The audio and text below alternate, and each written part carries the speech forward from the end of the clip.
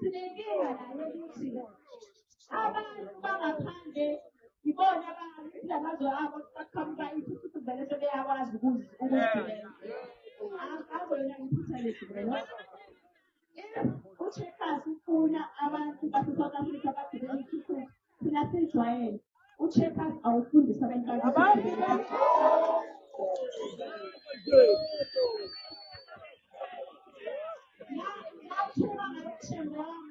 Ngibona ividiyo ku-TikTok khona bayibona le video.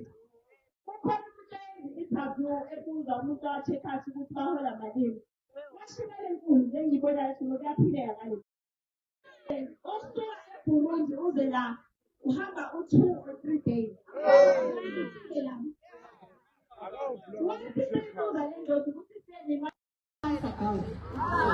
What is your South Africa njengamanje ihleli number 1 ezwe emhlabeni wonke jikelele ku-unemployment.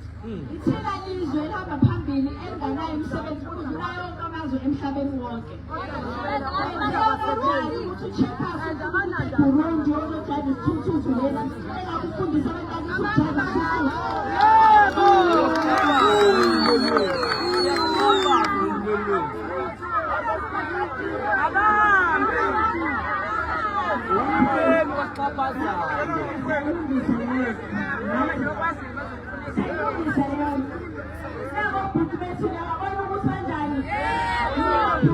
ukujayiva ikhathele ukudilivela u-Checkers izandla ey'ngcolile ezimnyama.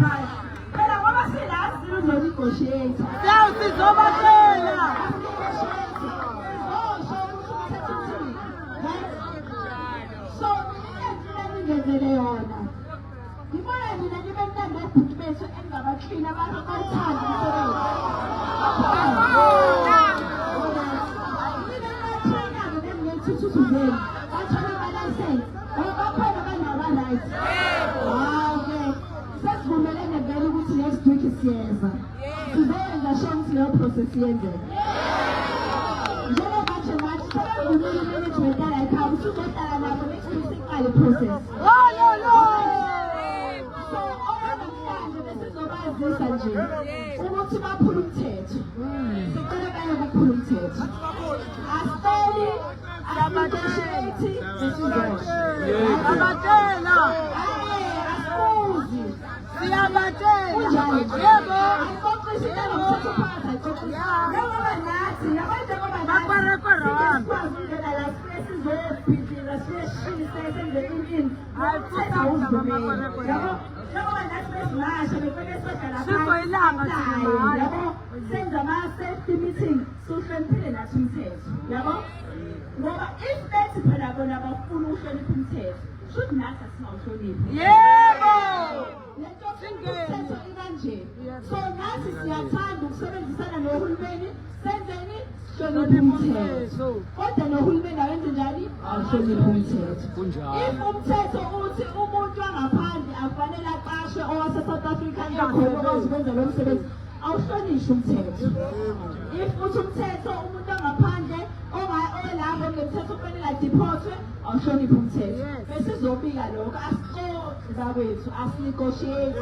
Amaphapha phansi lesi siyenzekile azile ukuzonegotiate abantu besobatshela.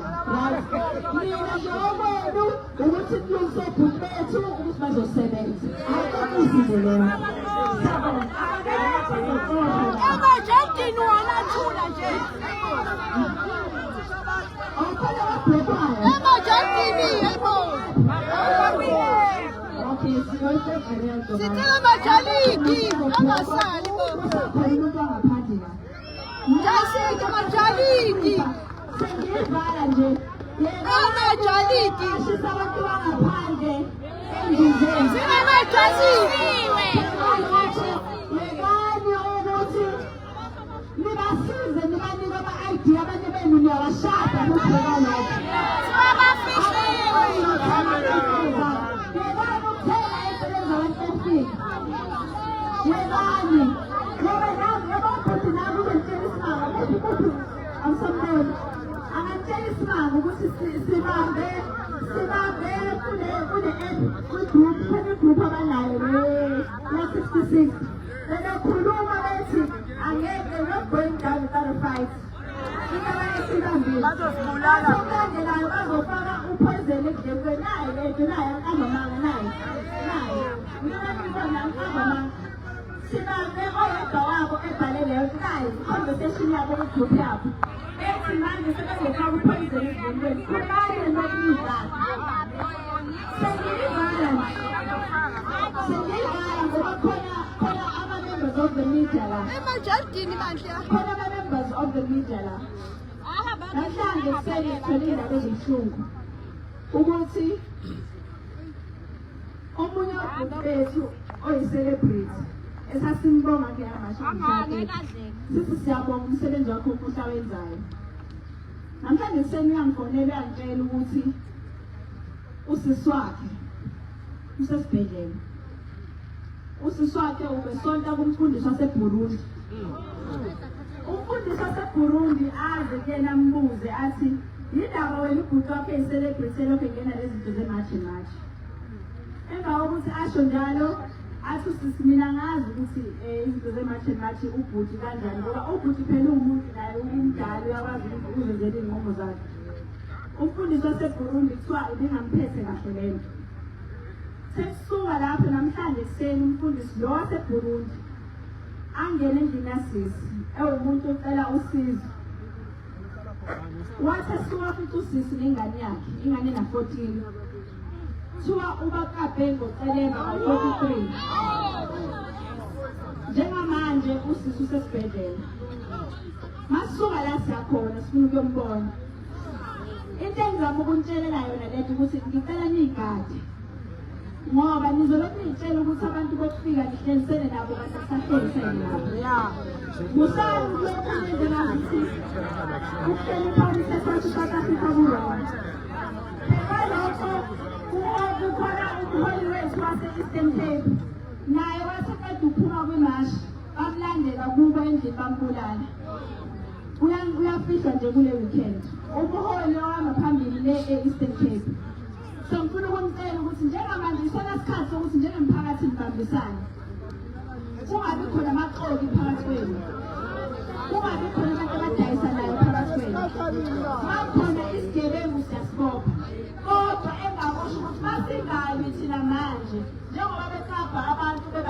manje awucabange iy'ngane zakho wena ungasekho sofanele ziyivikele kulabantu abanje.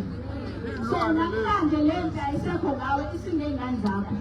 So ngiyanicela ukuthi nibe serious, nithathe serious le nto yokumasha, akuwona umdlalo. Asidlali yebo kumnandi esiqule emamashini, but le nto iyimpi eserious, iney'mpilo zabantu phakathi, inekusasa lezwe phakathi. So njengoba sila asiqhubeke phambili nomzabalazo, siwuhloniphe umthetho kodwa nomthetho awusihloniphe nathi. Amandla.